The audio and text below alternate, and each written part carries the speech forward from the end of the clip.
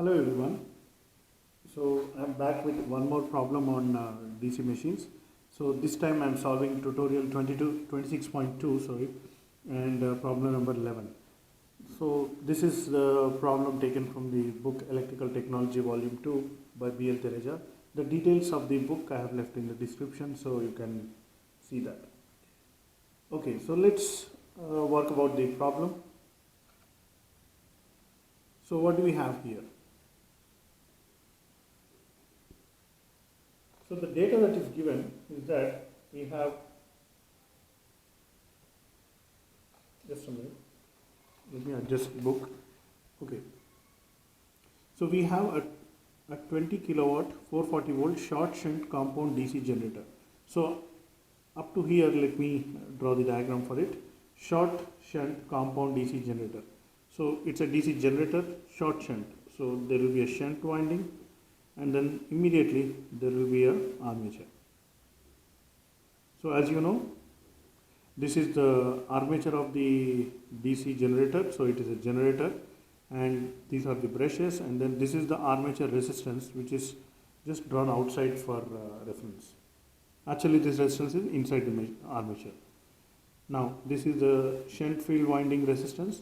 Then there is a series winding also, and then this is RSE, and then the total is the electrical output. Because this is a generator, the output is electrical, and the input is mechanical. So let's write it P mechanical. And what is the output? You say 20 kilowatt 440 volts. So under full load conditions, the output should be 20 kilowatts. So anyway, this voltage is 440 volts that is given. Has a full load efficiency of 87%. So under full load, the efficiency is 87%. So I think right away, I just connect a load here. Let's say this load is 20 kilowatts, which is the full load. Therefore, 87% efficiency. So I can now calculate what is my, so output I know, efficiency I know, I can calculate the input. So let's do that. So input is nothing but output divided by efficiency. So 20,000 divided by 0.87. Efficiency we convert into a fraction. So we need a calculator to this. Let me pull out my calculator. So we have 20,000 divided by 0.87. So 22988 watts. Sorry, 20,000. Oh, it's correct. 22,988 watts. Okay. So or 22.988 kilowatts. Is that what we can write? Now this is the input, this is the output. Therefore, in between we have losses. That losses will be 2988 because 20 kilowatts is the output. Anyway, we'll come to that. Let's read the question now. If the resistance of the armature and interpoles is something which is connected in series with armature to reduce armature reaction. And regarding this armature reaction, we will discuss in some other video. But now you can consider it as a part of the armature. So 0.4 ohms, 0.4 ohms here, and that of the series and shunt windings is this. So series winding is 0.25 ohms and shunt winding is 240 ohms respectively. Calculate the combined bearing friction loss, windage loss and core loss of the machine. So basically we have to find the mechanical losses of the machine. So if you remember, we had drawn one diagram earlier, which I just will draw again here. So P mechanical is what is entering the machine. Then there are mechanical losses. What are the mechanical losses? So one is friction, and the second one is windage. So what is friction? It's the friction at the ball bearings of the, because its rotor is rotating, there will be some friction at the ball bearings.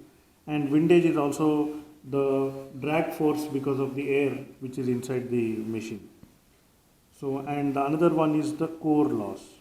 So the iron core or whatever material core that is there gets magnetized and reverse magnetized and so on, which leads to core losses and all these things is the mechanical losses. Out of that, whatever is left out, that will be your power developed, PD, which is nothing but Eg into Ia, the EMF generated multiplied by armature current. So then we have the copper losses. So all the losses in the shunt winding, so these are nothing but I square R losses. So shunt winding, series winding, armature.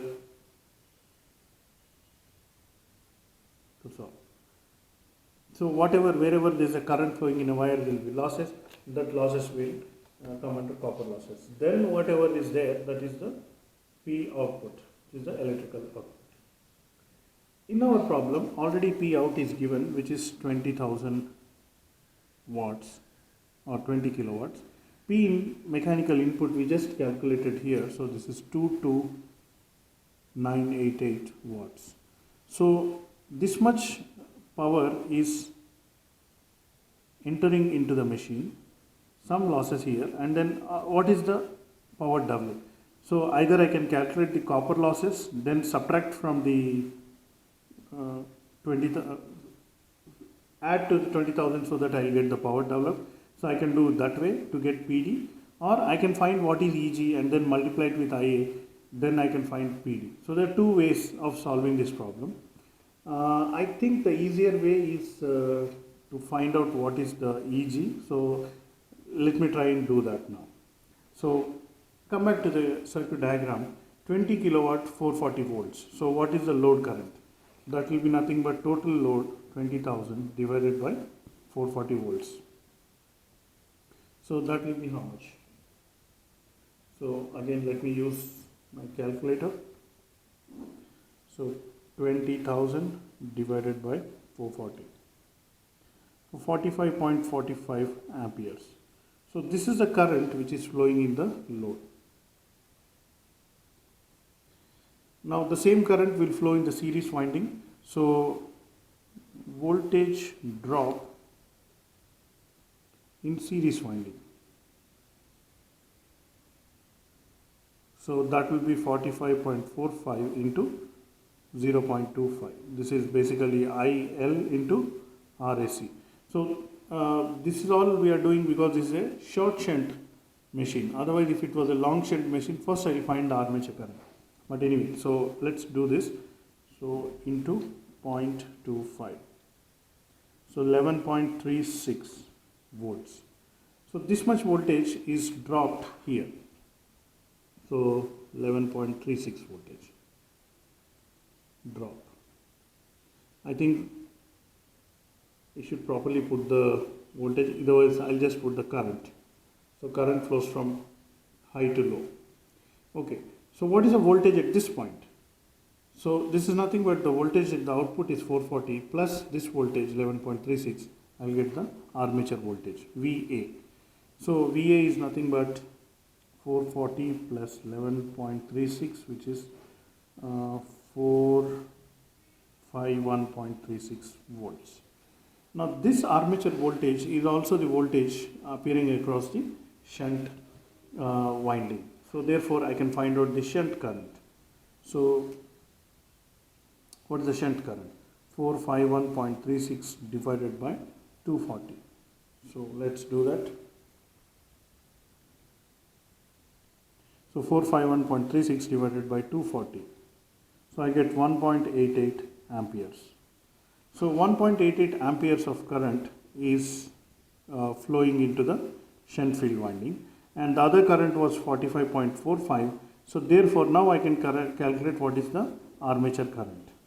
So IA is nothing but ISH plus IL, which is nothing but 1.88 plus 45.45, which is nothing but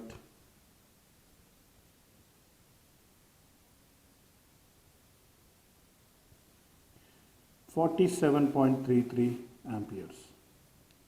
Now I have armature current.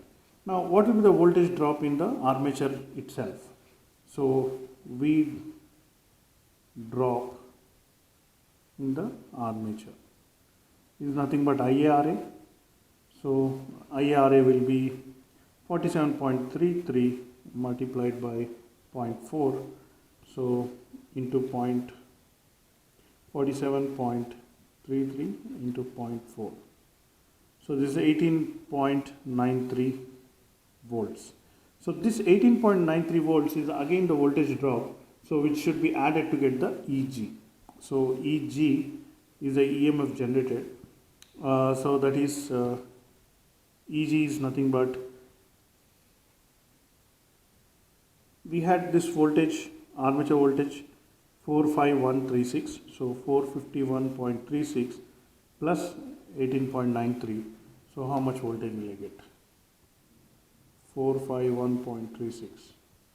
So now I get 470.3 volts. So this is the EMF generated. So therefore, what is the power developed? Is nothing but EG into IA.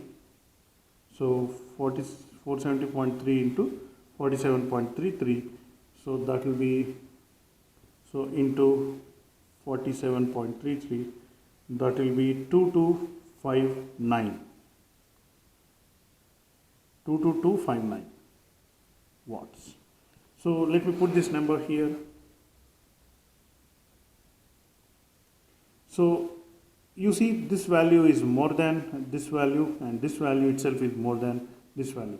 These are mechanical losses and these are electrical losses, copper losses basically. So the question was asked, calculate the combined bearing friction loss, windage loss and all this. So basically this is what the question is asked. So to find the answer, I'll use this place, 22259 minus 22988, or the other way around, sorry, 22259. So let's use a calculator. 22988 minus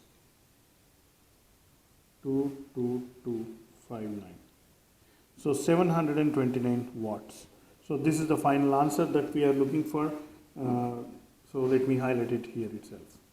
So I think this is the end of the problem. However, you can also do one more thing. You can calculate the losses that are occurring here in the copper losses, and then cross verify whether it is matching with the difference between these two. So the difference between these two is 2259. So this is supposed to be 2259. So what is 2259? Is nothing but ISH square RSH plus IA square RA plus IL square RSC. So the I square R losses happening in the machine should match to 2259 watts, which I leave to the people to check it out for themselves. As far as the question is concerned, since this is the number asked and this is what is the overall answer for this problem, so we have done that. So let me quickly review it. So the question started by giving you the specifications of the load and the voltage. So from that, and also the design of the machine, so it helps to draw a diagram. After drawing the diagram, what I have done, I marked all the values here, and then we begin by calculating the input because the efficiency was given. So the output was this and the input is this. And once I know the output and input, the drawing that comes to mind is this one. So this is the mechanical input and this is the electrical output. By the way, if we are talking about, this is about generator, if you are talking about a DC motor, then the arrows would be reversed. So the input will be electrical input, then from that there will be copper losses, then the power developed will be there, that would be the mechanical power developed. From there will be losses for friction, windage, core, and then the overall output will be in the mechanical form. I think we'll cover such kind of problems in some other video in this channel, so keep waiting or watching for that. Meanwhile, let's come back to our problem. So we got these two numbers. Now, in order to segregate these things, this was important, PD had to be calculated. So I could have either calculated the losses first and then subtracted from the overall losses to get this, or I could have calculated EGIA. I thought EGIA was the better approach. So we began by calculating the load current. So the load current is 45.45, and then that load current will have a 11.36 voltage drop here. This added to this will be the total voltage here. Let me write it. That is total voltage here is 451.36 volts, and then out of that voltage I get the shunt current 1.88, and adding these two currents I'll get the armature current. Armature current, this is VA, and then IA is 47.33 amperes.